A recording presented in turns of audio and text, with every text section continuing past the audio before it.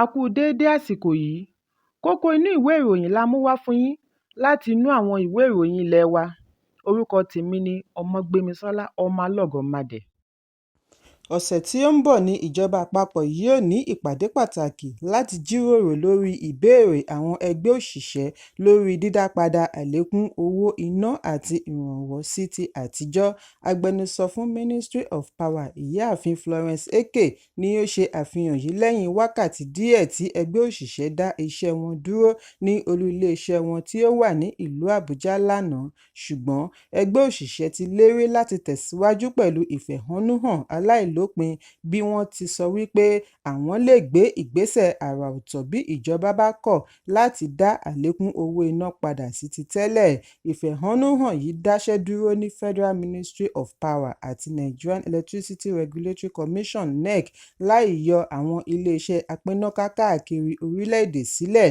Ìfẹ̀hónúhàn káàkiri orílẹ̀-èdè ni ó wáyé látàrí bí ìjọba àpapọ̀ ṣe ṣe àlékún owó iná tí wọ́n tún yọ ìrànwọ́ lórí owó iná sísan. Ọjọ́ 3 oṣù kẹrin ni àjọ NEC ṣe ìkéde àlékún iná mọ̀nàmọ́ná níbi ìfọ̀rọ̀wérọ̀ tí ó wáyé pẹ̀lú àwọn akọ̀ròyìn bí wọ́n ti sọ wípé àwọn tí àlékún yìí ní ipa lára yóò bẹ̀rẹ̀ sí san ₦225 per kilowatt látorí ₦68 per kilowatt.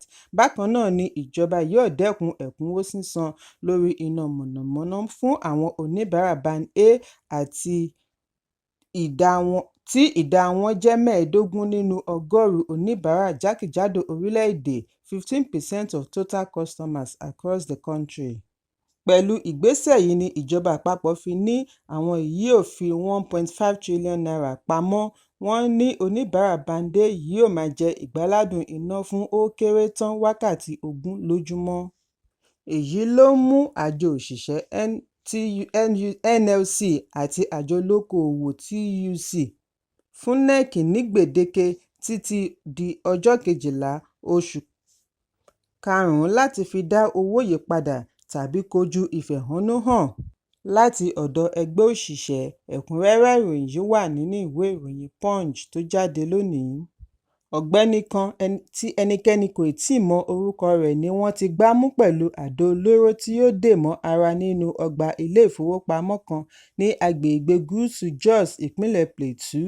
Ìròyìn jábọ̀ wípé lójú ẹsẹ̀ tí wọ́n fura wípé àdó olóró wà ní ara rẹ̀ ni wọ́n fi gbé ta tí wọ́n sì tètè dè é mọ́lẹ̀ kí ìjàmbá má bàa wáyé, gẹ́gẹ́ bí àlàyé ọ̀jọ̀gbọ́n lórí ààbò Zagazola Mahama tí ó fi sórí ẹ̀rọ abánidọ́rẹ̀ẹ́ X lónìí.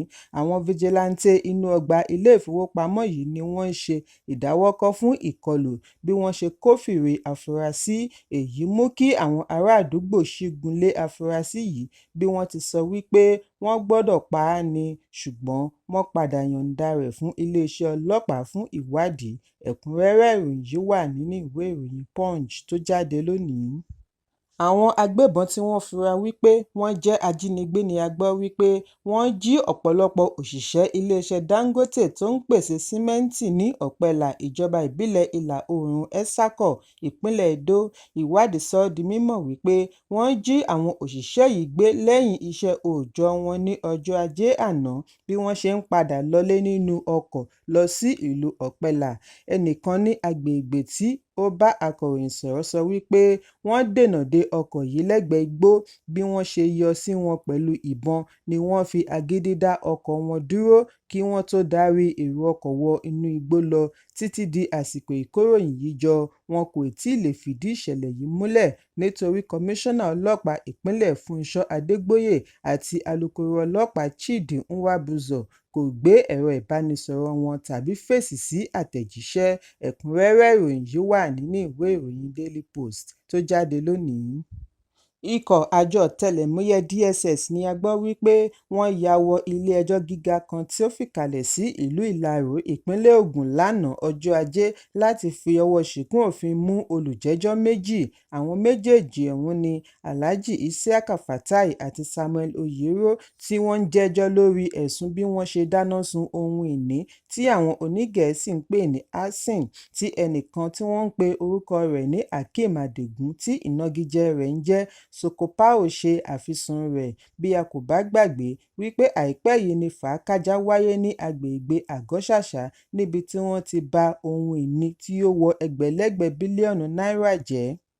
Bákan náà ni ẹ̀mí kan lọ sí i lórí ìjà oyè ọba ní ìlú.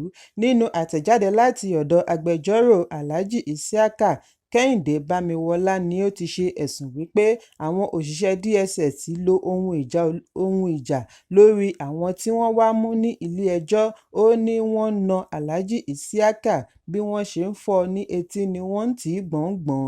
Gíwá ilé-ẹjọ́ gíga ìlú Ìlaró Comrade Ọmọlolú Olùsànyà tí ó fìdí ìṣẹ̀lẹ̀ yìí múlẹ̀ ṣe àpèjúwe ìwà àjọ DSS gẹ́gẹ́ bí èyí tí ó yani lẹ́nu tí ó tún jẹ́ ìtàbùkù sí ìlànà òfin.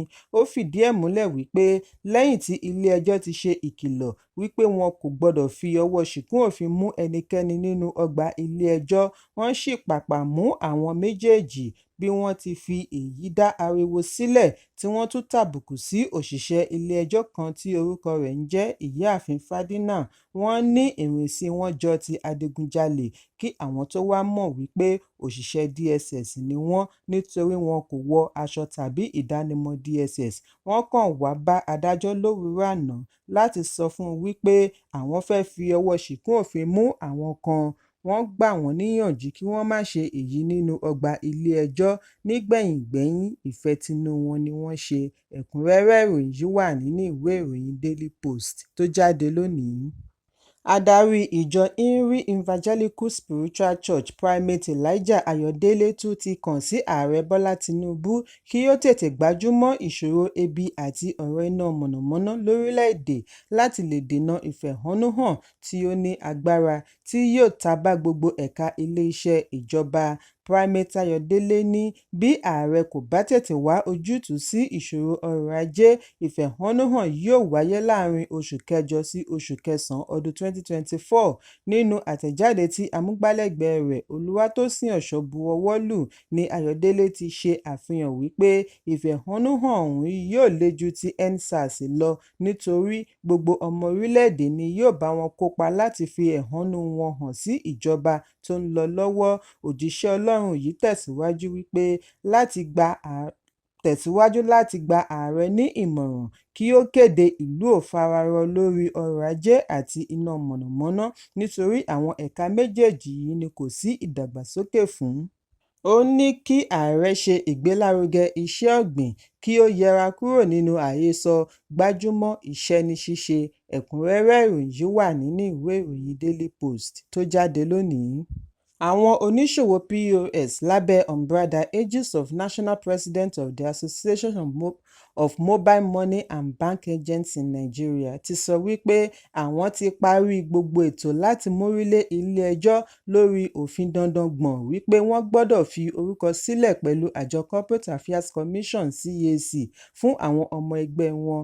Ààrẹ ẹgbẹ́ Fásásí Sharafadeen bu ẹnu àtẹ́ lu ìgbésẹ̀ yìí bí ó ti sọ wípé èyí ti mú ẹgbẹ́ gba ilé-ẹjọ́ lọ.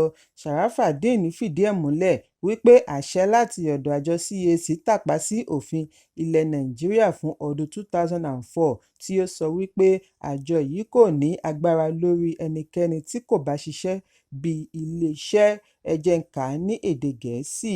CAC has no jurisdiction over individuals not operating as a company. Sharafadeen tẹ̀síwájú wípé ìgbésẹ̀ láti mú òṣìṣẹ́ POS ní tipátipá kò lẹ́tọ̀ọ́, àwọn sì gbọ́dọ̀ takò ó nítorí ó lu òfin ìjọba àti ilé-iṣẹ́. Àwọn á takò ó ní ilé-ẹjọ́, ilé-ẹjọ́ gbọ́dọ̀ dá sí i. Ó ní ilé-ìfowópamọ́ àgbà rí sọ láti ké sí àwọn ilé-ìfowópamọ́ ṣùgbọ́n kì í ṣe ti àjọ CAC tí wọ́n mú gbogbo ènìyàn ní tipátipá. Sharafadeen ní agbẹjọ́rò ẹgbẹ́ wọn ti wà lójú iṣẹ́, bẹ́ẹ̀ ni àwọn tún kàn sí àwọn agbẹjọ́rò ajàfẹ́tọ̀ọ́ ọmọnìyàn tí àwọn kò ní tì dárúkọ wọn báyìí. Ẹ̀kúnrẹ́rẹ́ ìròyìn yìí wà nínú ìwé ìròyìn Punch tó jáde lónìí. Kókó inú ìwé ìròyìn tòní kò ní jù báyìí lọ. Ẹ pàdé mi lọ́la fún àkọ́tun ìròyìn. Kí a tó lọ, ẹ má ṣaláì fi àríwísí yín ránṣẹ́, ìyẹn comment, kí ẹ sì bá wa subscribe sí ojúnà wa lórí YouTube kí kókó inú ìwé ìròyìn lè máa tẹ̀ yín lọ́wọ́ ní kíákíá.